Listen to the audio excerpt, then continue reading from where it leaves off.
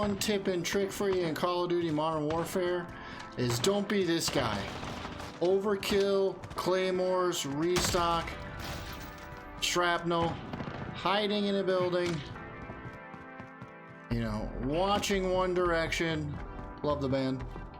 Just kidding. And just pre-aiming, not moving, crouching. Don't be this guy.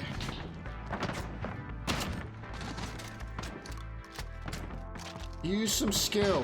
Move around the map. Don't sit in corners and just do this.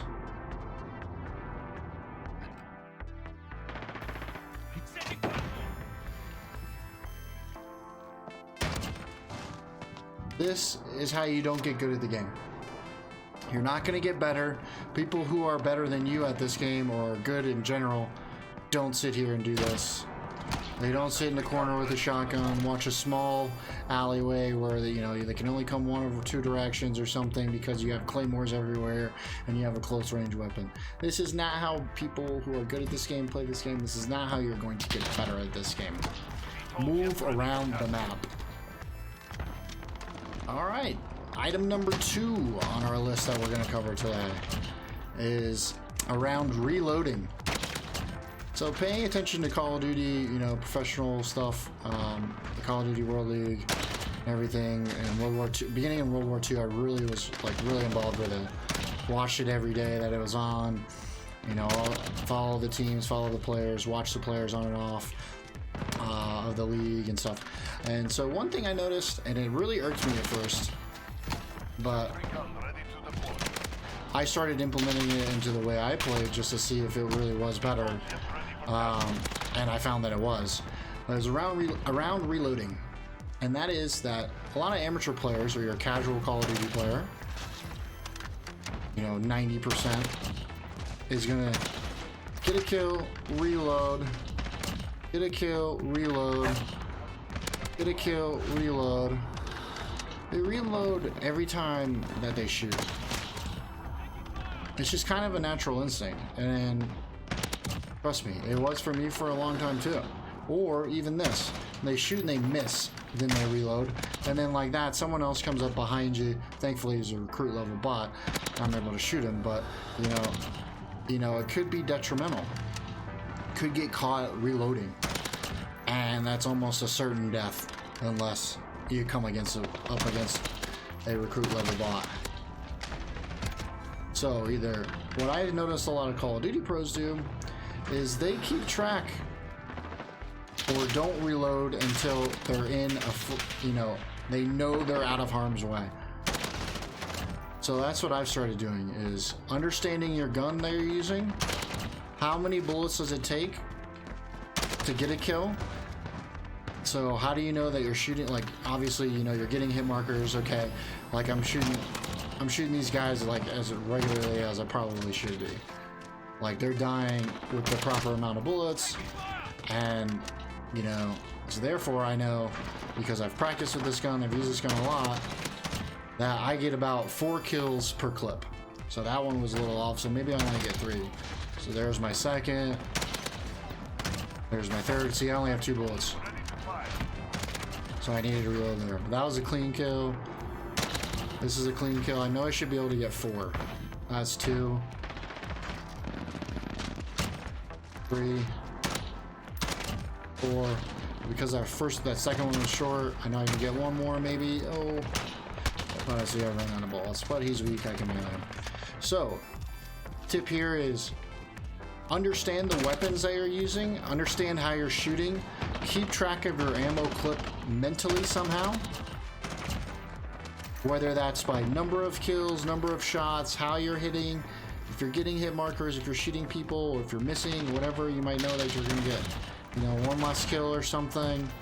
And save that reload for whenever you see the reload button, or you're able to get out of harm's way. That was just some bad timing there, missed a couple of shots, etc. But so, you know, and it's okay to only reload with 1 kill, just so you know that, like, all right, see, I see around my mini map, I don't have anybody around me, I can go ahead and reload. All Alright, that was a bad shot. Those are bad shots. I better reload. Get into a corner. Okay? So, more so reloading strategically, not reloading as frequent, and definitely not reloading after every kill. That's tip number 2. Alright, moving on to tip number 3 is pre-aiming. Modern Warfare. Pre-aiming is godlike. Stay ADS if you know someone's going to come from a certain angle. Being at ADS is very beneficial in this game. Unlike other our past title, Black Ops 4, where it was crack aiming, where you had to kind of constantly relock onto stuff. That's not the case here. You can sit an L trigger from where you think they're going to be coming from, and it's going to benefit you extremely well. You do have some very strong auto aim. I haven't played with any of the different auto aim settings. I think I've kept it on standard. You can do that if you wish, but just generally the auto aim in this and being aimed down sights is definitely beneficial, especially if you know where they're going to be coming from. And to add on to that, if they're coming around corners, stay as tightly locked onto that corner as you possibly can. So aim here. If you know he's coming around this corner or this doorway, I'm gonna aim as close as I can to that doorway. I'm not aimed at the stairwell. I'm not aimed way out here. I'm not aimed behind. I'm aimed right on the corner where I know that they're gonna be coming out of. And so you'll lock on a lot faster, and you'll be able to track them a lot easier.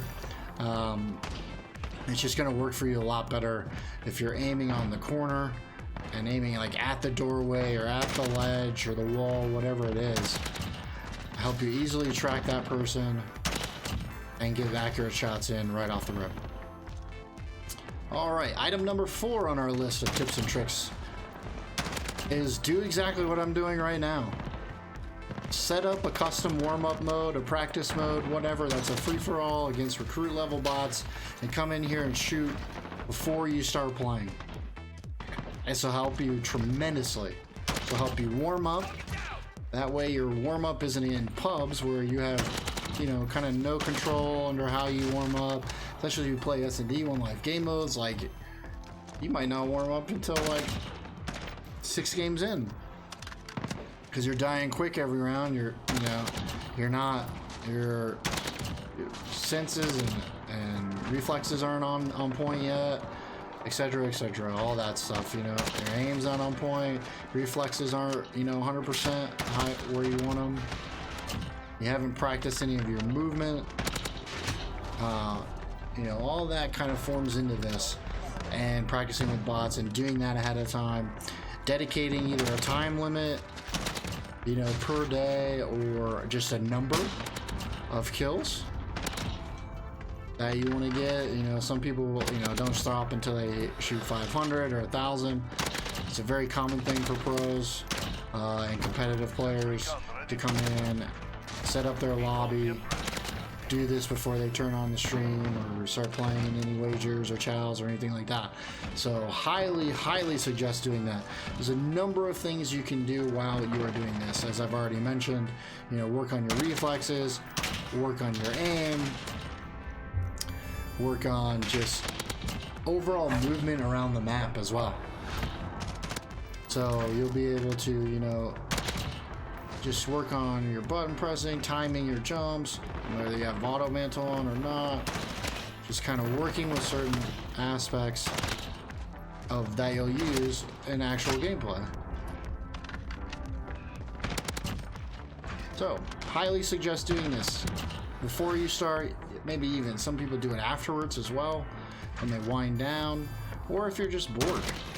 You know, mindless practice, you know, but try not to make it too mindless, but, you know, try to work on something, whether it's longer shots, whether it's centering, whether it's who knows what. You know, a lot of things that you could particularly work on, whether it's different weapons.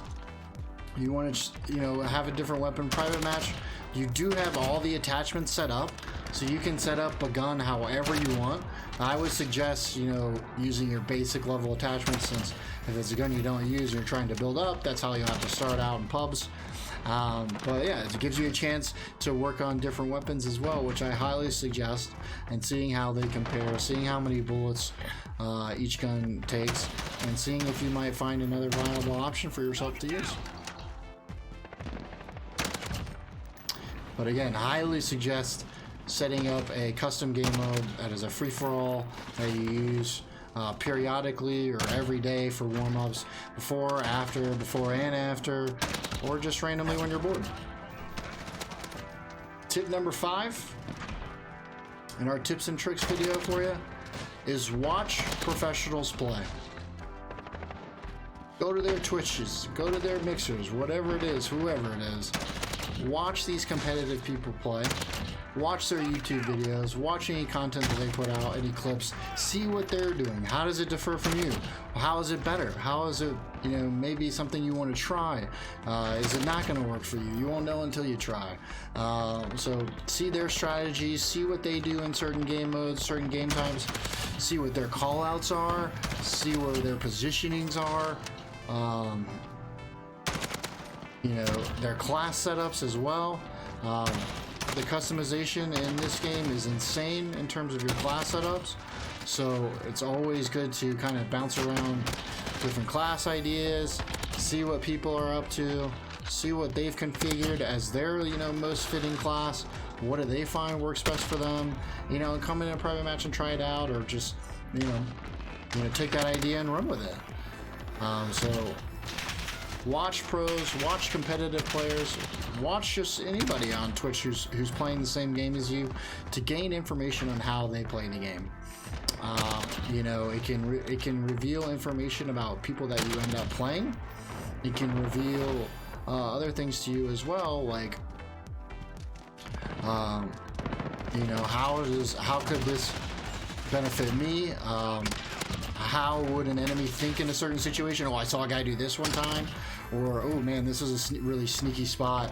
I'm gonna go here and hope that this guy he doesn't know about it, or something like that. So you can get tons of ideas in terms of strategies, in terms of map positioning, game mode setups, how to play certain game modes, certain maps,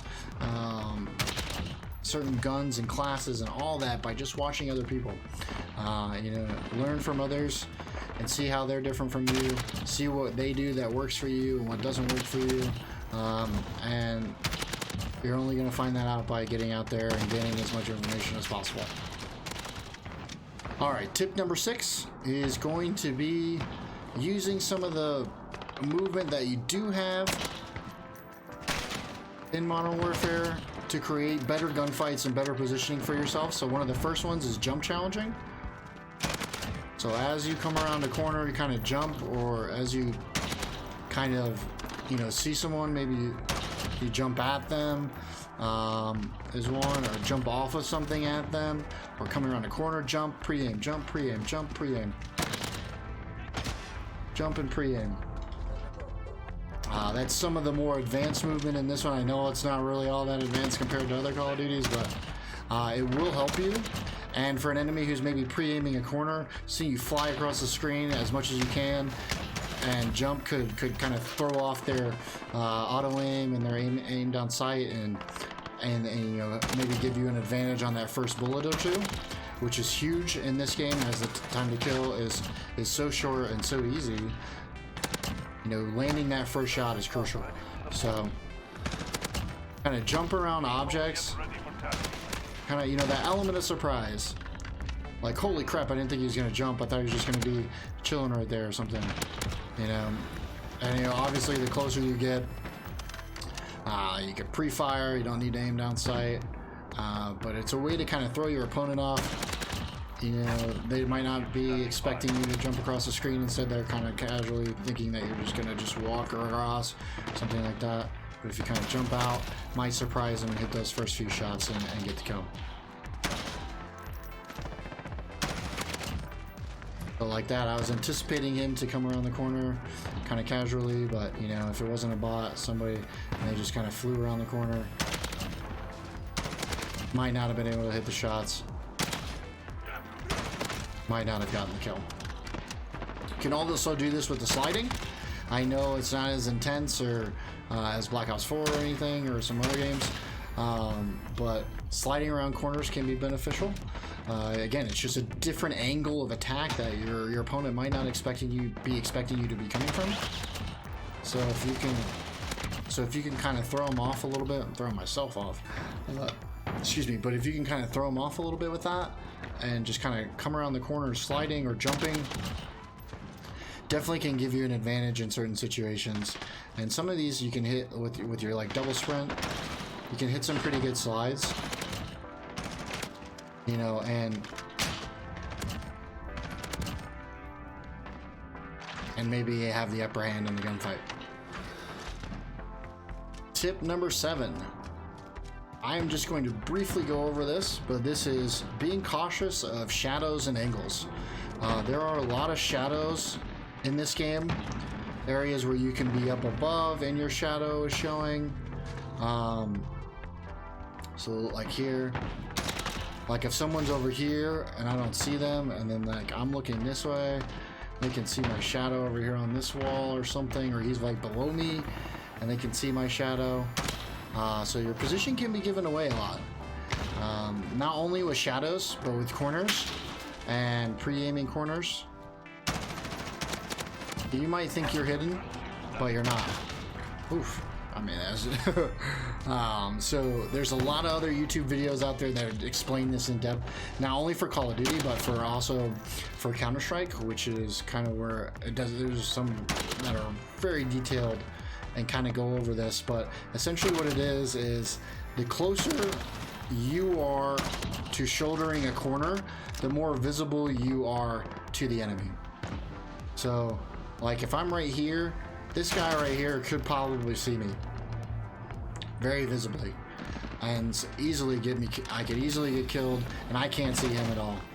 So what it is kind of stay away from the corners. If you're pre-aiming, if you're aiming down sight and trying to remain hidden and watching an alleyway or something, or across or something in search and destroy, don't hug the corner, but strategically place yourself around it, as you could be seen by the enemy. So be very cautious of the angles you're taking behind objects. Try to stay far away from it, and then hopefully your enemies are closer where they're visible first. And then be cautious of shadows, and you know, take note of shadows that you might see in the game of opponents or enemies, and know that you know that spot. You know, take a mental note of that spot for future, all that, so that you can be, you know, aware of your surroundings and what you might be giving to the opposition in terms of information and intel. Tip number 8. Have a knife as a secondary. You notice creating a class, you see a lot of stuff that deals with mobility and aim down sight speed. The knife is like the lightest thing in this game. So when you have your knife equipped, you move the fastest. So obviously there's perks like double time and stuff that can help you move faster. But if you're not using that and you have EOD on and you're playing, you know, some very position heavy game modes, having immediately spawning, when you spawn in, switch to a knife, run, you'll run faster, you cover more ground, and your double sprint lasts longer. So both of those things are very positive in position heavy game modes. And use it as you're maneuvering around the map as well, not just off the rip when you come in, or that first round of S&D and you know just trying to run, but use it throughout. When you know you're not going to run into anybody, it can give you that extra couple of steps where you're coming around the corner first. You get there before they expect it. They're not pre-aiming you because, you know, they think they're going to give you like a couple more footsteps. So if you're trying to hit a corner, and you know you got some free space, or you know no enemies should be over there, you know, don't be afraid to switch to that secondary. Whether a pistol will be beneficial as well, but a knife, I think it has the fastest movement in this game, and your double time or your double sprint lasts the longest as well with it. So, alright, so for instance, let's see right here, wherever I spawn. Alright, so I'm just gonna run straight. I'm positioning my left foot on this brick. I'm gonna run straight with my gun out and stop as soon as my double sprint runs out. Okay, I'm like right on the edge of this. If we go back, we'll wait a second. Oh, let me do this. Wait a second so I get my double sprint back, and then we'll go ahead and do that. My double sprint ran out like right about here. You saw like the waddling kind of turn off right about there. So you covered a lot more ground with that double sprint. You're moving faster for a longer period of time. So it's very beneficial, especially, you know, off the rip and search and destroy. You know, you compare that with double time, you'll be moving extremely fast and covering a lot of ground. Be able to surprise some enemies and get to a position or hold a lane a lot faster. Number 9, tip number 9 is controller layout. You can, you know, pause, go to your options in the middle of the game, or, you know, obviously in your main screen before you load up and play. But look at the button layout presets. As you can see here, I'm using stick and move. I don't use default. So basically my jump and mantle is right stick and melee is A. That's what's switched up on these. But there are a ton of different button layouts. Tactical, lefty, nomad Charlie tactical, bumper jumper tactical, one-hand gunslinger, blah, blah, blah, blah, blah. And all of these switch up certain aspects of the button layout to a permanent switch to help you and your playstyle maneuver a little bit better around the map, or use certain aspects a lot easier, whatever it may be. My objective is to stay on the sticks as much as possible. So I don't want to have to. I don't melee a lot. And in BO4 I did. In BO4 I made the switch to stick and move, with that melee being so powerful. But it was still pretty easy to do with the A button. And I still kind of freak out sometimes, and I'm running around a corner, run into somebody, I'll hit right stick thinking I'm meleeing, but you know, it's just something I'll never get over. But this is helped me out a lot, and especially in this game, where if you can turn on someone quicker, you have a chance at killing them. Black Ops 4, not so much, because they could, you know, slide away, fucking, and stim right at the same time, all that. But in this game, I don't have to take my thumb off to jump or to turn. So jumping and turning is super easy. And I don't have to take my thumb off the sticks to do that. So I'm not losing any movement. I'm not losing anything during that. So I can change my field of vision. Obviously you can do that already with the right stick the way it is, but I could possibly, you know, hear someone really quickly, turn around, jump, pre-aim, and do that all without taking my fingers off the sticks or off the triggers. So whether you play claw, whether you play normal, you know, obviously claw is going to give you some more benefits, but whew, that was way too hard for me to try to adjust to. I highly recommend looking through these controller options, these button layout presets, and then coming in and shooting bots and seeing what works for you. It might take you a while. It took me a while to switch to stick and move. You know, probably like maybe a day of shooting bots for a couple hours and then playing and then shooting bots for a couple hours.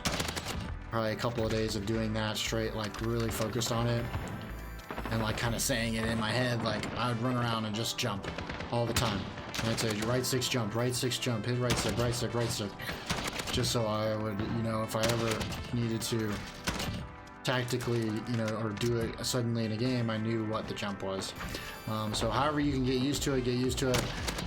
But I do highly recommend utilizing that and seeing if there's an additional button layout that might benefit you, and give it a shot and practice. Tip number 10, 1-0, double digits in this video in terms of tips. And our last tip is the power of the drop shot. The drop shot is back in Modern Warfare. I still have yet to see a lot of people use it, but it is very beneficial if you can aim. I definitely, you know, a couple of clutch situations where it's happened to me, or I've used it, where, you know, you can kind of pre-do it around corners. Just be ready to hold down whatever your drop button is, as we just went over different controller layouts. They probably should have done it there. But you know, maybe you're coming around tight corners, just be anticipating it to drop shot. You know, you never know. If you think it's a hectic corner, or your close range. Close range is obviously the best to do it, because they're going to be aiming up high, and then if you're going down and drop shotting, chances are you might actually kill them, because they're going to miss a bullet, and that's going to be beneficial to you. It can give you that millisecond or that one miss shot that you need, and hopefully make you win the gunfight. So practice it in your bot lobbies and your practicing sessions, your timing, how you want to do it, not adjusting your buttons with new controller layout or something to, you know, perfect your drop shot. But practice it. It will come in handy in this game. Hasn't been effective in a lot of the more recent Call of Duty titles, but definitely in Call of Duty Modern Warfare, it is definitely a useful tactic, especially when you need to clutch up 1v1s or whatever it may be.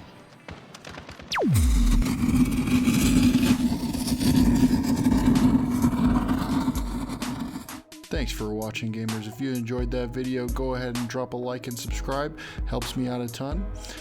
Stay in touch with me across all the different social media platforms that you see on the screen now, and catch you again next time.